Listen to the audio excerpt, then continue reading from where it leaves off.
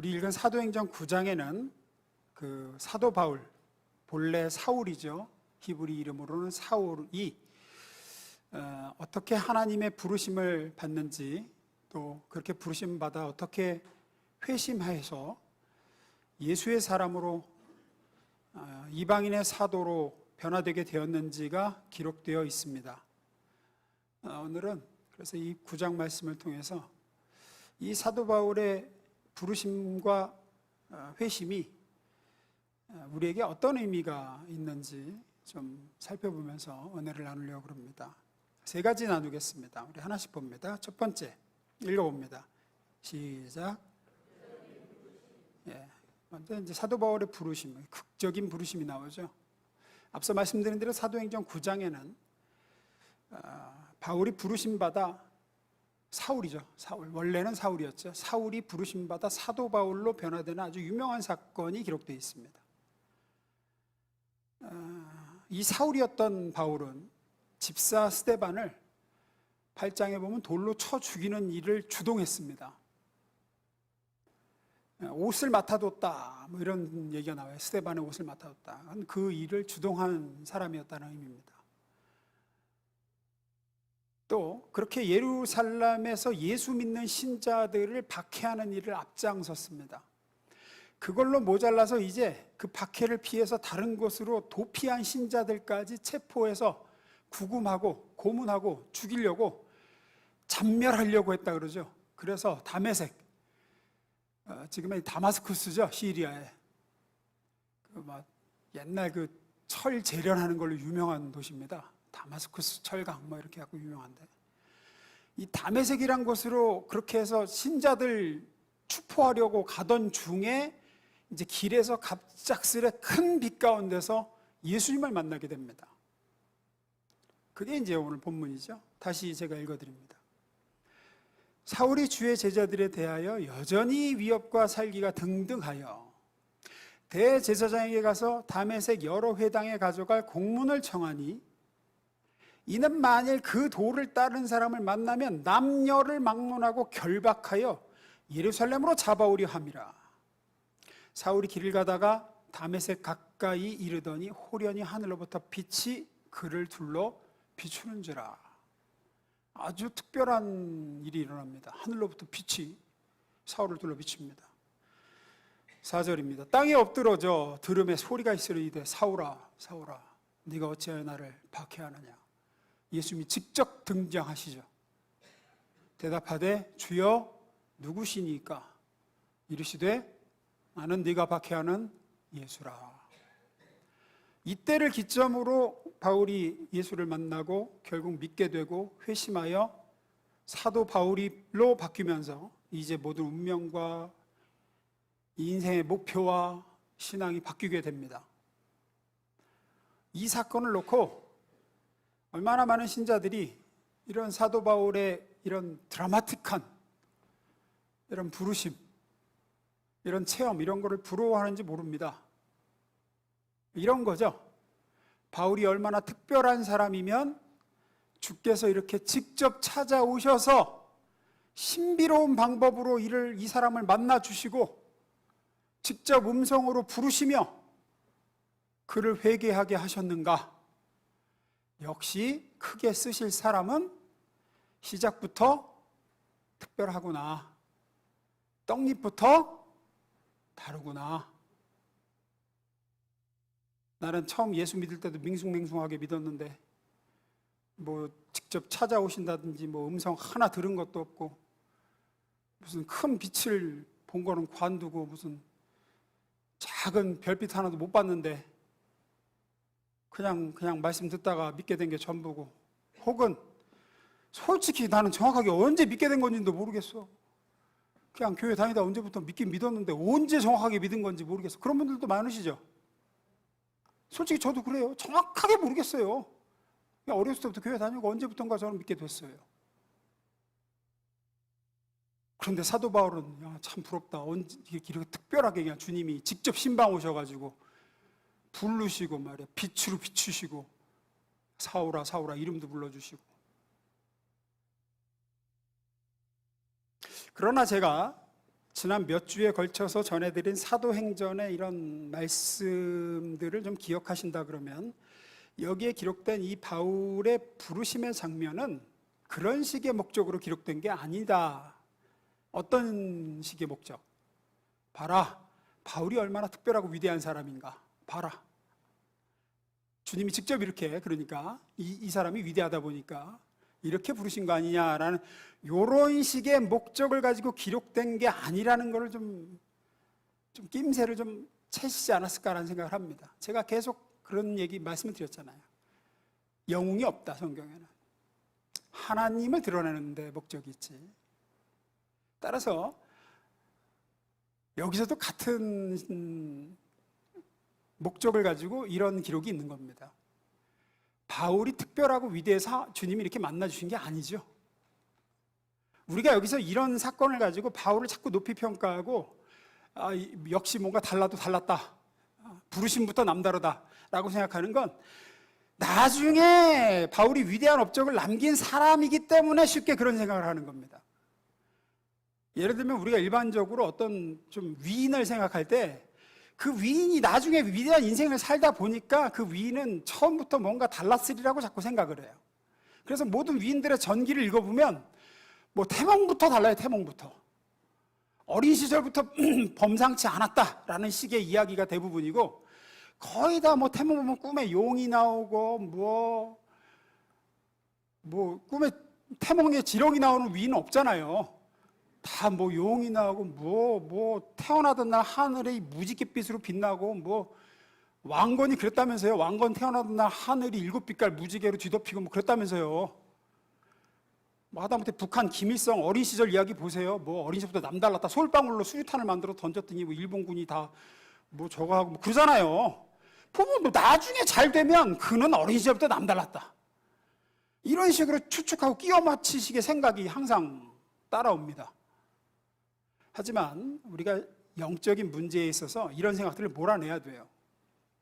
왜냐하면 이런 식의 생각들이 우리로 하여금 우리가 가진 진짜 주님께로부터 받은 큰 은혜들을 자꾸 놓치게 만들고, 내가 얼마나 주님께 받은 복과 은혜가 큰지, 진짜 자랑거리들이 뭔지를 모르게 만들어요. 뭐냐면 이런 겁니다. 제가 지난 수요일에도 말씀드렸어요. 수요 기도에 안 나오신 분들이 많으니까. 누군가가 예수를 믿게 됐을 때 어떤 사람은 복음에 증거된 말씀만 들어서 믿었어요. 말씀을 듣고 믿었어요. 어떤 사람은 말씀만 가지고 믿은 게 아니라 말씀 플러스 특별한 체험이 같이 더해져서 믿게 됐어요. 어떤 게 더 좋은 걸까요? 당장 볼 때는 어떤 신비한 체험, 기적, 바울처럼 그런 분 있어요. 제가 아는 목사님 중에도 있어요. 막 예수를 비방하던 분이었는데 꿈에 진짜로 피 흘리시는 예수님이 십자가로 나타나셨대. 네가 왜 나를 핍박하냐 그랬대요. 진짜로 그분은. 부흥회 왔다 미국에서 사역할 때인데 그분이 저에게 부흥회 와서 그런 간증을 하시더라고요. 저런 분도 있구나 그랬어요. 진짜로 꿈에 나타나셨대요. 그리고 그분은 그렇게 해서 복음을 받아들이고 예수를 믿었어요. 그런 분도 있어요. 진짜로. 혹은 뭔가 안 풀리던 경제 문제든가 뭐 굉장히 힘들던 가정 문제가 해결되는 식의 어떤 그런 축복의 체험, 그럴 때에 또 복음이 같이 들어가서 믿게 되는 분들, 이런 체험이 있는 거죠. 혹은 인생이 어떤 극한의 상황으로 몰려서 정말로 예수를 믿지 않고는 안 될 수밖에 없는 처지로, 그런 궁지로 몰려서 일종의 뭐 죽을 병인데 기도받고 낫는다든지 뭐 이런 식의 경험에 이제 말씀이 더해져서 믿는 거. 이럴 때 우리가 하나님이 저 사람을 얼마나 아끼시면 저렇게 특별하게 찾아와서 부르셨겠는가. 나는 저런 특별한 체험이 없어서 좀 아쉽다. 이렇게 생각하실 수 있는데 절대 그렇지 않다라는 거죠. 오히려 반대입니다. 하나님이 보실 때 어떤 영혼이 너무 강팍해, 너무 돌처럼 굳어진 심령이거나 너무나 영적으로 또는 지적으로 무지해요. 복음의 말씀만으로는 들어갈 여지가 없어요. 그래서 회개시키기에는 너무 힘들어요. 그럴 때에 기적이나 어떤 눈에 보이는 특별한 체험이나 그 사람을 궁지에 모시거나 하는 보조 수단을 동원하시는 겁니다. 그렇게 해서 깨부신 다음에 그렇게 부드럽게 만들어서 그 다음에 말씀을 넣으시는 거죠. 예수님도 공생의 사역 초창기에 어떤 기적을 집중적으로 보여주시죠. 지금도 선교지에 복음이 맨 처음 들어가는 선교지에는 이런 초월적인 역사와 체험을 복음과 함께 일으키시는 이유가 거기 있어요. 그리고 교회가 세워지고 1대, 2대, 3대가 지나면 그런 선교 초창기의 어떤 신비로운 체험이나 기적이 잦아들기 시작합니다. 한국도 복음이 처음 들어왔을 때는 굉장한 이적들이 많이 일어났습니다. 지금은 그만큼 안 일어나죠. 왜죠? 그만큼 이 대한민국이라는 영적인 토양이 부드러워진 거예요. 말씀만으로도 이제 되는 거죠. 그 연장선상에서 바울의 부르심을 우리가 좀 해석해야 돼요. 빛으로, 음성으로 찾아와 부르시는 이 사건을 그렇게 이해하셔야 돼요. 따라서 바울은 얼마나 대단하길래 주님께서 친히 이렇게 찾아오셨을까? 나는 별 볼 일 없으니까 그냥 부르신 거고, 이게 아니라는 겁니다. 오히려 그 반대죠.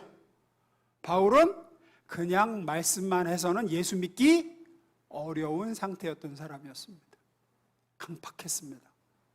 강팍하고 굳어진 사람이어서 이렇게 특별한 수단으로 특단의 조치를 동원해서 완전히 깨부수시고 빛을 비춰서 눈을 멀게 하시고 막 이렇게 할 정도의 못난 사람이었고, 여러분은 그보다 훨씬 나은 수준의 사람이셔서 그렇게까지 안 하셔도 예수 믿고 이렇게 주님 앞에 나오신 줄로 믿습니다. 제가 지난 수요기도 때 들었던 예를 다시 들을게요.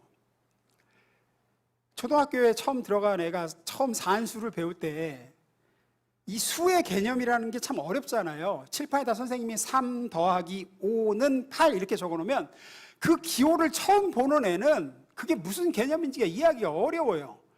그 숫자 개념이 안 들어오니까 선생님이 그걸 이해하지 못하는 아이들을 위해서는 그 다음에 뭘로 설명합니까? 손가락으로, 그죠? 자, 하나, 둘, 3개. 그 다음에 여기에 하나, 둘, 셋, 넷, 5개를 더하는 거야. 그럼 자, 몇 개? 8개요. 그렇지. 그래서 3 더하기 5는 8이야. 그게 이거야. 이렇게 이제 가르치는 거죠. 이걸로도 이제 잘 안 통해. 못 알아들어. 그럼 이제 어떡합니까? 애들이 좋아하는 걸로 하는 거죠. 뭐라던 애가 여기 있어. 그럼 걔한테는 초콜릿, 조그만 ABC 초콜릿 이런 거로, 자, 초콜릿 하나, 둘, 3개가 있어요. 3개가.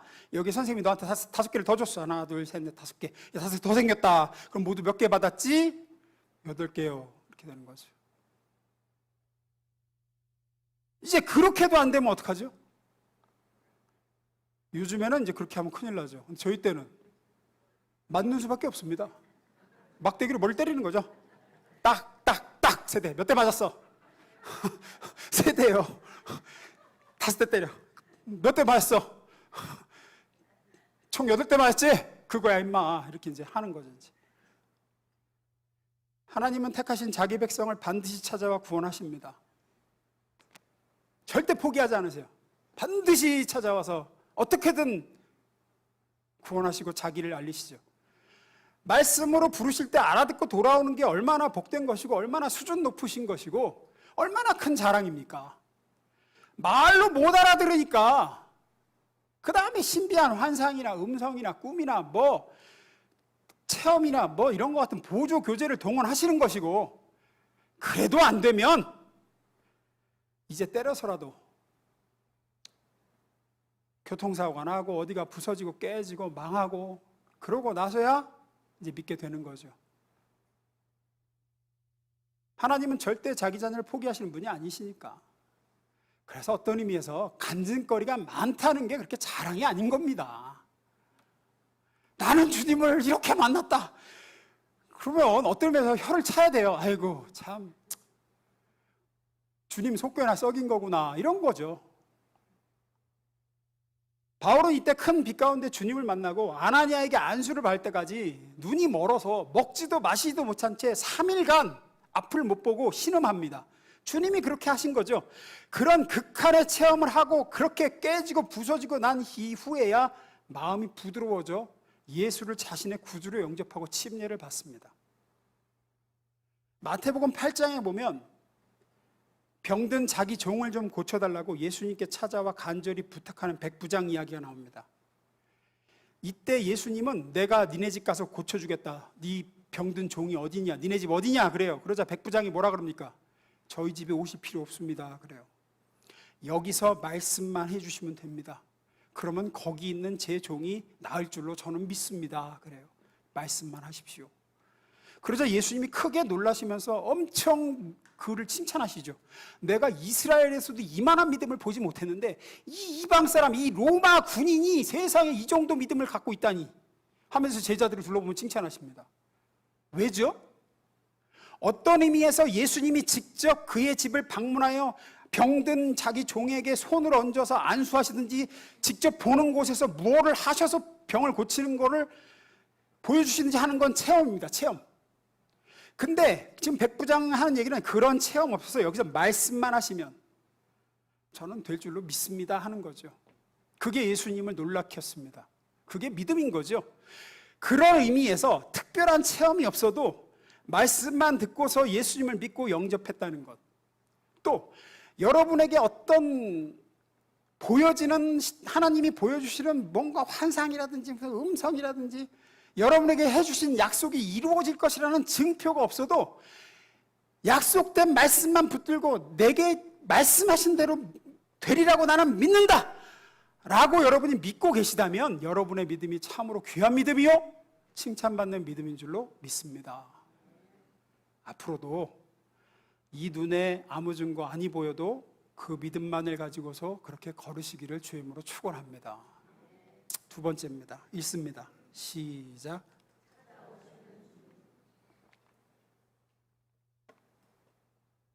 바울이 이렇게 예수님의 부르심을 받고 이제 마음을 돌이키게 되죠.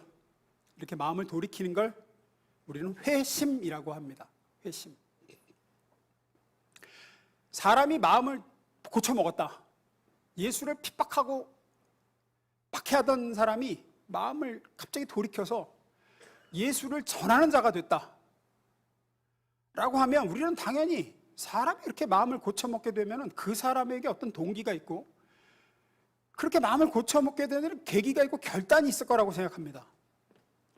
바울이 마음에 어떤 결단을 했으니까 이렇게 마음을 고쳐먹은 거 아닐까? 바울에게 어떤 동기가 있었으니까 이렇게 회심을 한 거 아니냐? 그런데 사도행전 9장에 나오는 이 바울의 회심에는 바울이 한 건 하나도 없습니다. 그러니까 우리가 생각할 때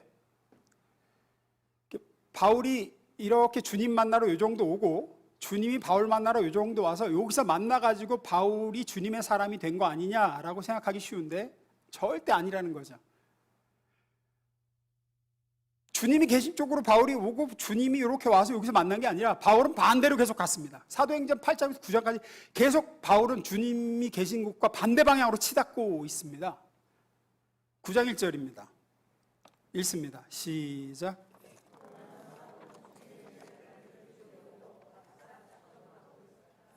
예, 주님 만나기, 회심하기 바로 직전까지도 바울은 주님의 제자들을 죽이려고 바짝 추적하고 있습니다. 눈이 벌게 가지고 살기가 등등해서 반대 방향으로, 주님 만나는 반대 방향으로 뛰어가고 있는 참입니다. 그렇게 주님 만나는 반대 방향으로 치닫고 있는 그를 주님이 추격해서 앞질러 가서 길목에서 기다리셨다가 만나는 장면이 여기에요. 네가 어찌하여 나를 핍박하느냐. 딱 기다리고 계셨다가 길목에서 길을 막아 서시는 거죠.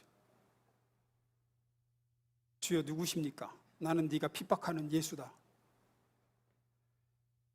이게 기독교입니다.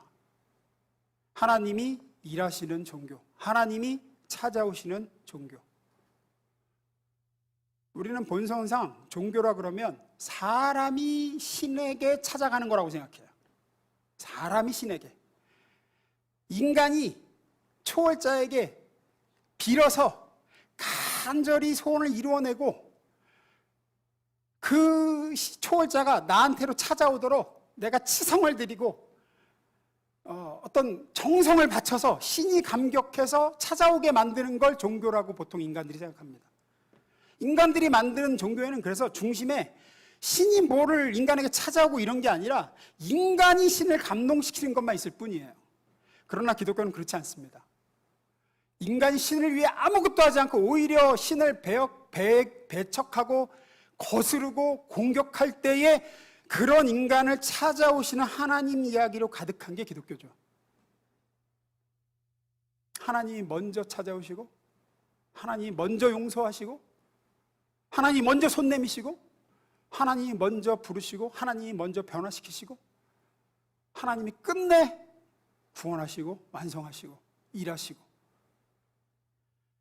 우리의 자격과 우리의 성의와 우리의 조건을 앞질러 하나님께서 그 뜻을 정하시며 선하심과 자비하심과 능력으로 우리의 구원을 이루신다. 이것이 기독교가 주장하는 복음의 특징입니다.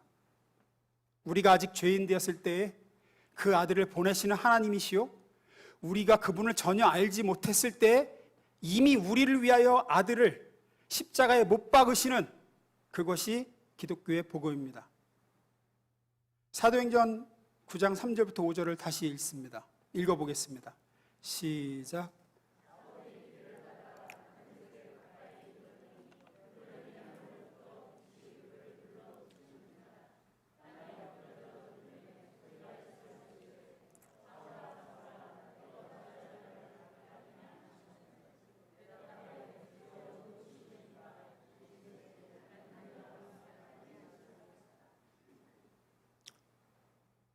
자신을, 하나님을 모르고 예수를 모르고 예수를 핍박하고 예수 믿는 자들을 체포하려고 살기가 등등해 가고 있는 바울을 앞질러 오셔서 길에서 기다리시고 그렇게 만나 결국은 깨우치기고 결국은 변화시키시는 하나님의 일하심, 그 하나님의 성실하심, 끝내 관철시키시는 의지, 이 모든 게 담겨있는 장면입니다. 이 뒤에 오고 오는 세대에 이루어지는 하나님의 자녀들로 부름받는 모든 사람들에게 보여주시는 증거죠. 봐라, 네가 하나님을 찾아와 믿은 게 아니라 바울과 똑같이 하나님이 너를 먼저 찾아와 너를 믿게 하신 것이다. 쉽게 말해 내가 구원받은 이유는 내가 하나님을 찾은 게 아니라 하나님이 나를 찾아와 나를 부르신 거다. 방법이나 형태와 통로는 다양할 겁니다. 하지만 근본은 다 똑같습니다. 여러분이 하나님께 나아간 게 아니라 하나님이 여러분을 찾아오신 겁니다. 요한복음 15장 16절에서 제자들에게 예수님이 똑같이 말씀하십니다. 제가 읽습니다. 너희가 나를 택한 것이 아니요 내가 너희를 택하여 세웠나니 이는 너희로 가서 열매를 맺게 하고 또 너희 열매가 항상 있게 하여 내 이름으로 아버지께 무엇을 구하든지 다 받게 하려 함이라. 놀라운 선언입니다. 우리가 예수를 택하지 않았습니다. 예수께서 먼저 우리를 선택하셨습니다. 제가 이것을 깨달은 다음에는 저한테는 배짱이 하나 생겼습니다. 무슨 배짱이냐? 이런 거죠. 주일마다 과연 저 성도들이 믿음을 계속 지켜서 다음 주에도 하나님 앞에 또 이 자리에 예배드리러 나올 것인가? 계속 나올 수 있게 내가 뭔가 계속 감동을 주고 뭔가를 제공해야지 다음 주에도 오지 않겠는가? 이런 부담감과 이런 어떤 두려움이 늘 있었던 거죠. 또 이런 거예요. 새로 나온 영혼들이 예수의 은혜 가운데서 하나님의 자녀로 변화되고 성장하고 그런 일이 일어날 것인가? 마음 깊은 곳에 기대와 의심이 늘 교차하는 겁니다. 잘 믿고 있다가도 언제 중간에 그만둘지, 언제 변심할지, 언제 타락하고 세상으로 튕겨져 나갈지, 예수 믿는 게 만만한 일이 아니잖아요. 그러다가 제가 하나님의 일하심을 깨닫고 배짱이 생긴 건 이겁니다. 뭐냐? 여러분들은 사실 지금 끌려 나와 앉아 계신 것이다 라는 걸 제가 깨달았습니다. 여러분은 깨달은지 깨달으시지 못했을지 모르지만 여러분이 사실 자발성과 넘치는 감격 속에서 여기 나와 앉아 계신 분들은 정말 없습니다. 거의. 어쩌다 한 번씩, 아니면 정말 드물게 몇 분, 거의 여러분이 모르시겠지만 도망가지 못하게 여러분을 붙잡는 손이 있습니다. 여러분을 붙잡아다 매주일마다 여기에 앉히시는 보이지 않는 손이 있다고요. 여기 안 오고 다른 데 가거나 집에 있으면 여러분을 불편하게 하고 속된 말로 캥겨서 또 붙들려서 나오는 거죠. 하나님의 일하심입니다. 못 믿으시겠으면 다음 주일에 여기 오지 말고 어디 등산 가보십시오. 어디 저기 백운대에 가보십시오. 그러면 다메섹 가는 길에 바울을 만나려고 기다리셨던 주님이 여러분 만나려고 거기 등산로에 마중 나와 계신 거를 아실 수 있으실 거예요. 무슨 큰 빛 가운데 누구야 이렇게는 안 하시겠지만 마음속에 왠지 모를 부담감과 불편함으로 찾아오실 겁니다. 시간 보면 아이고 11시네. 예배 드릴 시간인데 나 오늘 예배 드리는 날인데, 장담컨대 예수 없는 사람들처럼 마음 편히 등산을 즐기실 수는 없으실 겁니다. 왜? 여러분을 찾아오시는 주님이 있으시고 여러분을 붙드는 보이지 않는 손이 있기 때문입니다. 다메섹 도상에서 바울을 마중 나와 그를 꺾으신 하나님이 사실은 매 주일마다 바울만 마중 나오시고 바울만 꺾으신 게 아니라 여러분도 마중 나와 꺾어 이 자리로 인도하고 계신 겁니다. 여러분들은 못 느끼시겠지만 그렇게 우리는 매 주일 매 순간 주님의 손에 이끌려 이 자리에 왔습니다. 그리고 변화되어져 가고 있고요. 앞으로도 그렇게 주님의 나라로 이끌려 갈 겁니다. 그것이 성경이 하는 얘기입니다. 너희가 나를 택한 것이 아니요 내가 너희를 택하여 불렀다. 그래서 제가 일종의 배짱이 생겼습니다. 전화통화를 들었다 놨다 하다가 내가 이렇게 애쓰지 않아도 주님이 일하고 계시구나, 내가 내게 맡겨진 일에 최선을 다하면 나머지는 하나님은 하나님의 일을 하시겠구나 믿게 하시고 또 이렇게 이끌려 나오게 하시는구나. 우리가 예수를 붙잡고 있는 것이 아니라 예수가 우리를 붙잡고 있기 때문인 줄로 믿습니다. 마지막으로 세 번째 읽어봅니다. 시작.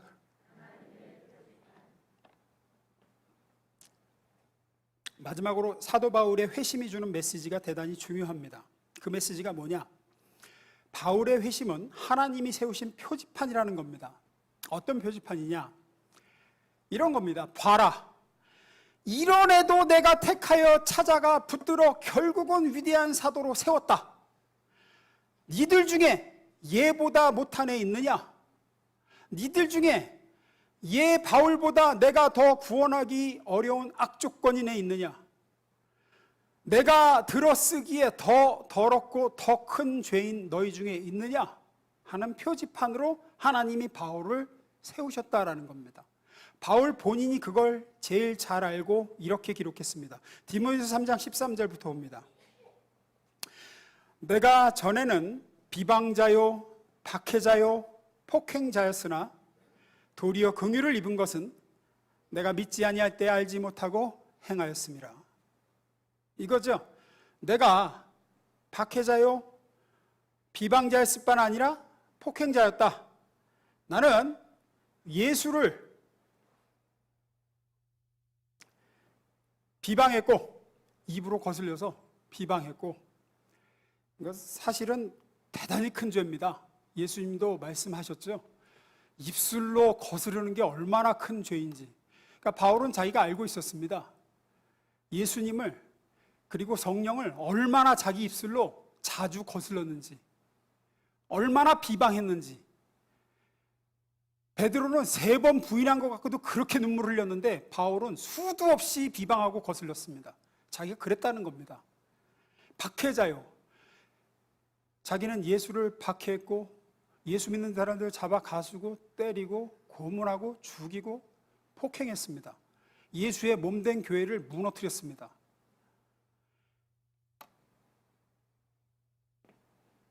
그때는 자기가 무식했다는 겁니다. 무지했었다. 아무것도 모르고 그 일을 했다. 아무것도 모르는 주제에 그랬다. 과거의 자기 반성이고 자기의 악행들과 악덕들에 대한 고백을 13절에 하고 있습니다. 14절입니다. 우리 주의 은혜가 그리스도 예수 안에 있는 믿음과 사랑과 함께 넘치도록 풍성하였도다. 그런데 그런 차마 입에 담지 못할 이런 엄청난 죄악 위에 우리 주 예수 그리스도의 은혜가 그리스도 예수 안에 있는 믿음과 사랑과 함께 넘치도록 부어졌다. 그 큰 죄악 위에 덮여지고 흘러 넘치게 하나님의 용서와 자비가 부어지고 흘렀다. 다음 절입니다. 밑보다 모든 사람이 받을 만한 이 말이여, 그리스도 예수께서 죄인을 구원하시려고 세상에 임하셨다 하였도다. 죄인 중에 내가 괴순이라. 예수님이 죄인을 구원하려고 세상에 임하셨다. 여기서 죄인 중에 할 때 이 죄인들은 다 복수입니다. 여러 죄인들을 구원하려고 오셨고 여러 죄인들이 다 있는데 그 다음에 괴수, 이건 단수예요. 죄인이 많지만 그 중에 괴수, 우두머리라는 거죠. 최고 1등은 나, 한 사람, 나다. 16절, 그러나 내가 긍휼을 입은 까닭은 예수 그리스도께서 내게 먼저 일체 오래 참으심을 보이사 후에 주를 믿어 영생을 얻는 자들에게 본이 되게 하려 하심이라. 본문 사도행전 9장에서 보는 바는 바로 그겁니다. 사울이 여전히 살기가 등등해서 예수 믿는 자들을 결박하여 예루살렘으로 끌어오려고 다메섹으로 가던 중에 예수를 만납니다. 엄밀히 말해 만났다기보다는 예수님이 막아서신 거죠. 그렇게 막아서서 바울을 거꾸로 틀으시고 완전히 변화시키십니다. 15절 다시 봅니다. 읽습니다. 시작.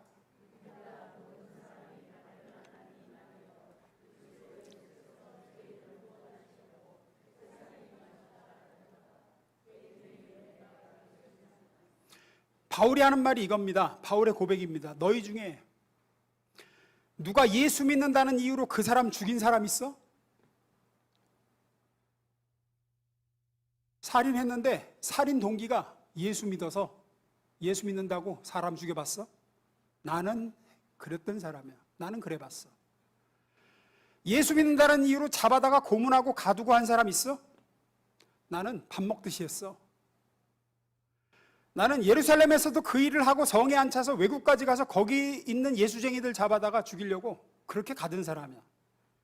나는 그리스도의 몸인 교회를 내 손으로 핍박하고 무너뜨리려고 수도 없이 시도하고 그렇게 했던 사람이었다. 그런데 이런 나도 하나님의 사랑과 긍휼과 용서를 입어서 이렇게 사도가 되었다. 하물며 너희겠느냐? 나는 죄인 중에 괴수다. 너는 아무리 잘못했어도 2등이야. 내가 1등이야. 아무리 죄 많아도 나만큼은 아닐 거야. 너희 중에 누구도 나 바울보다 더할 수는 없다. 그 뜻입니다. 25절은. 16절입니다. 그러나 내가 긍휼을 입은 까닭은 예수 그리스도께서 내게 먼저 일체 오래 참으심을 보이사 후에 내 뒤로 주를 믿어 영생을 얻는 자들에게 본이 되게 하려. 표지판이 봐라. 이런 애도 내가 구원했어. 이런 애도 내가 용서했어. 이런 애도 내가 변화시켜 사도로 세웠어. 얘보다 더 안에 있어? 나한테 나오지 못할 이유 있어? 하려고. 세 번역은 이렇게 번역했습니다. 읽어봅니다. 시작.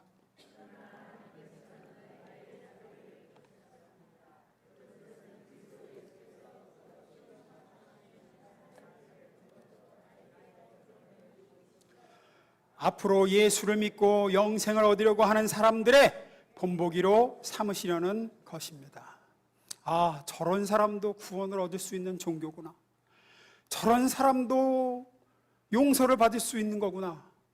저런 사람에게도 베푸시는 은혜가 있는 게 하나님이구나. 이런 본보기로, 이런 표지판으로 바울을 삼으셨다는 겁니다. 제가 신학교 1학년 딱 입학하니까 성가대에서 들어오라고 그래가지고 성가대 하래요. 근데 제가 노래를 못한다는 거를 그때 대부분 제 동기들도 알고 이제 중고등부에서는 꽤 알았거든요. 근데 괜찮대요. 들어오래. 솔직히 지금은 그래도 그럭저럭 부르잖아요. 아닌가? 그런 대로 지금 그래도 그럭저럭은 불러요. 근데 그때는 진짜 컨디션 따라 막 3도를 오르내려. 3도를. 그리고 이제 기타를 치고 나서는 박자는 좀 그래도 나아졌는데 그때는 들어가는 박자도 틀려. 들어가는. 그런데 성가대 괜찮대요. 들어오래요. 그래서 합류를 했어. 첫날 이제 연습을 하는데 그때 지휘자님이 나혜숙 권사님 동생분이었나 그랬어요. 생각보다 잘한다고 그렇게 칭찬하는 거야. 생각보다 잘한다고. 그래갖고 자신감을 얻어요. 내가 나 자신을 너무 과소평가했구나. 내가 생각보다 괜찮은가 보다. 그리고 이제 하는데 어느 날 부활절 이제 성가 연습을 하는데 지휘자님이 중간에 연습을 끊고 저를 딱 보더니 유현진 형제님은 이 부분에서는 소리를 좀 내지 말아달래. 그래갖고 이제 제가 깨달았죠. 내가 성가대 표지판으로 부름을 받은 거구나, 사실은. 어떤 표지판? 근데 기존의 성가대원들의 사기 진작을 위해서 첫째로는 이제 저청년도 이렇게 성가대를 하는데 여러분들 잘하고 있는 겁니다. 이러려고 나를 불렀나 보다. 또 하나는 앞으로 들어올 대원 모집에 있어서 보세요. 저런 음치도 성가대를 합니다. 어느 누구나 성가대에 헌신할 수 있습니다. 겁내지 마세요. 이러려고 나 불렀나? 이런 생각이 이제 그때 들었어요. 다들 노래 잘하는 사람들만 들어온 줄 아니까 나 같은 사람 하나 불러가지고 다른 사람들 용기 주려고 그러나 보다. 그렇게 사실 성경에는 아브라함이나 모세나 다윗이나 다 그런 표지판으로 하나님이 세우신 겁니다. 어떤 의미에서. 아브라함은 거짓말쟁이요. 자기 부인 누이라고 2번이나 그러고, 모세는 사람 죽인 살인자고, 다윗은 부도덕한 자입니다. 마태복음 1장에 나오는 예수님의 족보 보십시오. 유다는 다말에게서 베레스와 세라를 낳고, 무슨 얘기인지 아시겠어요? 시어머니하고 며느리 사이에서 태어난 사람이 인류를 구원한 거룩한 그리스도의 조상으로 떡하니 기록되어 있습니다. 이거는 메시아 그리스도의 족보는 관두고 유현진 족보에서도 저 같으면 뺄 것 같아요. 이건 제 조상 중에 시아버지하고 며느리 사이에서 몇 대조 할아버지가 태어났다 그러면 뺄 것 같아요. 근데 성경은 기록해 있습니다. 성경의 인물 어느 하나도 자기를 증명하기 위하여 서 있지 않습니다. 다 하나님이 누구신가, 하나님은 어떤 분이신가, 하나님은 얼마나 크시며 얼마나 자비로우시며 그 어떤 죄인도 용서하고 품으시며 용납하여 거두사 결국은 의의 자녀로 세우시는가를 증명하기 위하여 부름받으며 자기의 자리를 지키기 위해 기록되어 있습니다. 예수 안에 있는 하나님의 무한한 사랑과 용서와 신실하심에 대한 표지판으로 기꺼이 올라가 다들 내가 죄인 중에 괴순이라 라고 자기 자리를 지키고 있습니다. 여러분은 어떠십니까? 여러분들 혹시 죄인들 기죽이는 자리에 있지는 않습니까? 너 예수님 만나려면 여기까지는 올라와 봐라. 그 수준 가지고 무슨 예수를 믿는다 그러냐? 너 그렇게 더러워가지고 어디 그분 옷자락이라도 만질 수 있겠느냐? 그 더러운 죄를 가지고 어디 감히 하고 계시지는 않느냐는 말입니다. 바울은 자신의 추악했던 과거를 끄집어내며 나 같은 사람도 하나님은 변화시키사 이런 위대한 사도를 세우셨다. 내가 죄인 중에 괴수다. 그 표지판으로 나를 세우셨다 라고 이야기합니다. 혹 직분자 중에서 개구리 올챙이적 생각 못하고 내가 이 정도라서 그래도 이렇게 직분받았다라고 크게 착각하고 계신 분 없습니까? 목사인 저를 포함해 우리 모두 표지판입니다.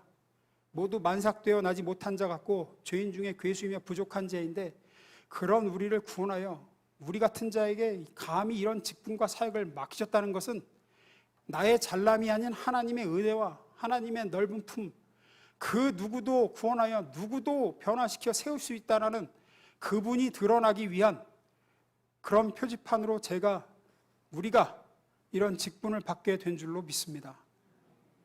사도 바울은 자신이 그런 존재임을 정확히 알고 있습니다. 그래서 사도로 세움 받았음을 알고 있었습니다. 나 같은 것을 용납하시고 나 같은 것을 들어 쓰시는 분. 이것을 아는 것이 사실은 성경이 말하는 사도요, 목사요, 장로요, 집사의 첫째 자격입니다. 그리고 그것이 교회를 지킵니다. 영웅이 있고 의인이 있어서 교회가 지켜지는 것이 아니라 자격 없는 죄인임을 아는 은혜 받은 자임을 아는 자들이 있어서 교회가 지켜집니다. 우리 한 사람 한 사람이 가는 교회 공동체가 이 시대의 사도 바울과 같은 그런 하나님의 은혜의 표지판으로 나 같은 죄인 살리신 주 은혜가 여기에 있습니다. 그러니 어느 누구나 주께 나오라. 나 같은 죄인도 나와 이렇게 되었다. 라는 복된 은혜의 표지판으로 쓰임받는 공동체 될 수 있기를 주의 이름으로 축원합니다. 기도하겠습니다.